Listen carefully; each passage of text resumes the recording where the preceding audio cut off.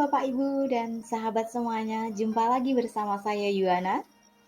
Dalam video kali ini saya akan menjelaskan tentang analis kebijakan pendidikan, tentunya kurikulum Merdeka Belajar, yaitu tentang pengembangan RPP, cukup satu halaman. Namun sebelum kita membahas soal RPP, kita akan bahas dulu tentang kurikulum Merdeka. Bapak dan Ibu, serta sahabat semuanya, apa sih kurikulum Merdeka Belajar? Kurikulum Merdeka itu adalah metode pembelajaran yang mengacu pada pendekatan bakat dan minat. Para pelajar dapat memilih pelajaran apa saja yang ingin dipelajari sesuai passion yang dimilikinya. Secara umum, kurikulum Merdeka merupakan kurikulum pembelajaran intrakurikuler yang beragam. Merdeka Belajar itu adalah bagaimana guru melibatkan dalam menentukan tujuan pembelajaran, lalu memberikan pilihan cara belajar, serta melakukan refleksi terhadap proses dan hasil belajar. Merdeka tidak menerapkan cara belajar yang seragam, sebab tiap anak memiliki kecerdasan dan gaya belajar yang berbeda. Lalu apa tujuan kurikulum Merdeka? Yang pertama, mengembalikan otoritas sekolah dan pemerintah daerah tentunya untuk mengelola sendiri pendidikan yang sesuai dengan kondisi di daerahnya. Untuk mengelola sendiri pendidikan yang sesuai dengan kondisi daerahnya, seperti misalnya keleluasaan atau fleksibilitas bagi pemerintah daerah atau sekolah dalam merencanakan, membuat, serta mengevaluasi program-program pendidikan di daerahnya, dan tentunya harus disesuaikan dengan prinsip Merdeka Belajar yang telah disusun oleh pemerintah pusat.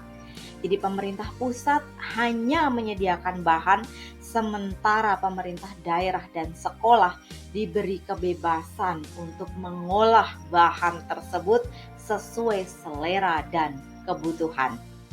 Kemudian yang kedua, mempercepat pencapaian tujuan pendidikan nasional. Bagaimana cara kurikulum Merdeka Belajar bisa mempercepat tujuan pendidikan nasional? Dengan adanya otoritas pengelolaan pendidikan, diharapkan bisa membentuk kualitas SDM yang unggul dan memiliki daya saing yang tinggi. Hal itu bisa diwujudkan dengan penguatan karakter siswa yang meliputi akhlak mulia serta memiliki tingkat penalaran yang tinggi baik di bidang literasi dan numerasi. Yang ketiga, menyiapkan tantangan global era revolusi 4.0. Revolusi industri 4.0 merupakan sebuah tantangan yang harus dihadapi bersama hampir di semua aspek kehidupan, tak terkecuali pendidikan. Tantangan pendidikan di era 4.0 mencakup perubahan pola pikir, perubahan cara belajar, perubahan cara bertindak sebagai upaya untuk terus berinovasi serta mengembangkan kreativitas di berbagai bidang. Nah, untuk menjawab tantangan ini dibutuhkan kolaborasi antara semua pihak, baik pemerintah, pendidik, peserta didik, orang tua, dan komunitas. Salah satunya dengan menitik beratkan pada kecakapan literasi digital. Tidak hanya siswa, pendidik juga dituntut untuk mampu meningkatkan kompetensi dan pemahaman literasi serta menyelesaikan permasalahan yang berkaitan dengan keilmuannya. Yang ketiga, menguatkan pendidikan karakter melalui profil pelajar Pancasila. Dasar negara bukan hanya sebatas pajangan atau bahan hafalan yaitu Pancasila ya. Tetapi bukan hanya sebagai hafalan untuk syarat ujian. Lebih dari itu sebetulnya. Sudah sepatutnya nilai-nilai luhur Pancasila diterapkan di dalam kehidupan sehari-hari. Mengingat semakin banyaknya sikap-sikap intoleran di negeri ini. Semua itu bisa tercapai melalui penguatan karakter sejak dini yang dimulai dari rumah maupun dari lingkungan sekolah. Jika mengacu pada kurikulum Merdeka Belajar, terdapat satu pembelajaran tambahan yang esensial, yaitu pembelajaran kokurikuler yang berbasis proyek untuk menguatkan kompetensi dan karakter siswa yang mencerminkan nilai-nilai Pancasila. Nilai-nilai yang dimaksud meliputi beriman dan bertakwa kepada Tuhan Yang Maha Esa, berakhlak mulia, menjunjung tinggi kebinekaan global, gotong royong, mandiri, memiliki nalar yang kritis dan kreatif tentunya. Dan yang selanjutnya, menjadi kurikulum pembaharu yang sejalan dengan tuntutan pendidikan abad ke-21. Seperti Bapak Ibu ketahui bahwa pendidikan itu merupakan salah satu cara untuk beradaptasi dengan perubahan zaman yang semakin pesat. Oleh sebab itu, dibuatlah suatu kurikulum untuk memudahkan proses pendidikan bagi manusia. Jika melihat sejarah, kurikulum pendidikan di Indonesia itu sudah ada sejak tahun 1947 dan terus mengalami pembaharuan hingga kini menjadi kurikulum Merdeka Belajar. Kehadiran kurikulum ini sangat relevan dengan tuntutan pendidikan abad ke-21 yang menekankan pada pentingnya kemampuan literasi setiap individu. Tujuan kurikulum Merdeka berikutnya adalah meningkatkan mutu pendidikan di Indonesia. Dalam rangka mewujudkan kurikulum Merdeka Belajar, pemerintah membuat banyak terobosan baru sebagai upaya peningkatan mutu pendidikan. Terobosan itu meliputi perubahan UN menjadi AKM, skema alokasi dana BOS, hingga rapor pendidikan. Selain terobosan di bidang teknis, pemerintah juga mengupayakan terjadinya peningkatan kualitas guru melalui beragam pelatihan dan gelaran seleksi akbar P3K. Melalui P3K diharapkan tidak ada lagi kesenjangan kesejahteraan bagi guru, sehingga guru bisa fokus dalam mengembangkan potensi terbaik yang ada di dalam dirinya demi meningkatkan mutu dan kualitas pendidikan di Indonesia. Meskipun kurikulum Merdeka Belajar belum diimplementasikan di semua sekolah di Indonesia, namun Mendikbudristek memiliki harapan besar jika sekolah bisa melihat ragam manfaat kurikulum ini di masa mendatang. Kurikulum Merdeka, perlukah RPP? Setiap pendidik perlu memiliki rencana pelaksanaan pembelajaran atau yang dikenal dengan namanya RPP. Why? Kenapa? RPP itu digunakan untuk membantu mengarahkan proses pembelajaran mencapai capaian pembelajaran atau CP.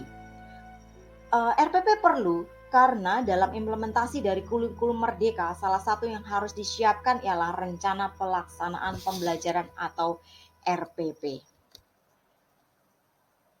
Istilah RPP di dalam kurikulum Merdeka. Nah, istilah RPP ini dirubah menjadi modul ajar. Meski mengalami perubahan nama, urgensi dari RPP atau modul ajar tetap sama. Guru perlu mempersiapkan modul agar pembelajaran bisa terarah.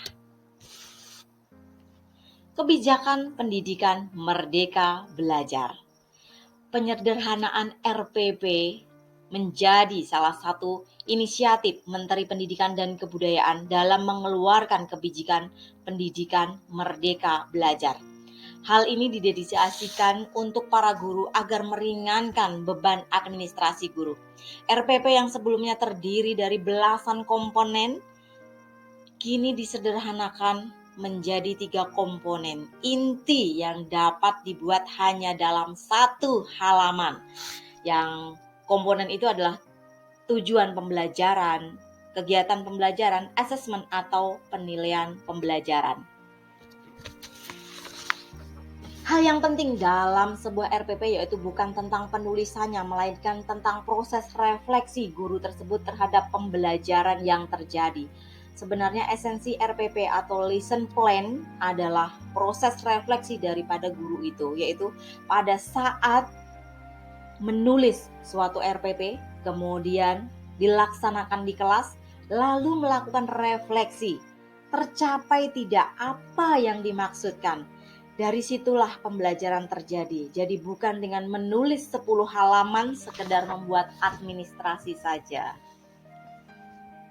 Nah, Smart Proses Pendidikan Dasar dan Menengah berdasarkan Permendikbud nomor 12 tahun 2016, RPP itu rencana kegiatan pembelajaran yang tatap muka untuk satu pertemuan atau lebih yang dikembangkan dari silabus tentunya.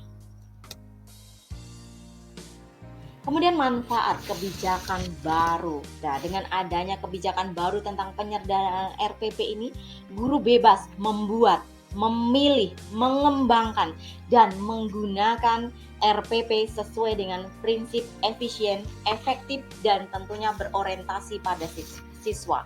Efisien berarti penulisan RPP dilakukan dengan tepat dan tidak menghabiskan banyak waktu dan tenaga. Efektif berarti penulisan RPP dilakukan untuk mencapai tujuan pembelajaran. Berorientasi pada murid berarti penulisan RPP dilakukan dengan mempertimbangkan kesiapan, ketertarikan, dan kebutuhan belajar murid di kelasnya. Jadi guru dapat tetap menggunakan format RPP yang telah dibuat sebelumnya atau bisa juga memodifikasi format RPP yang sudah dibuat. Bapak, Ibu, dan sahabat semuanya,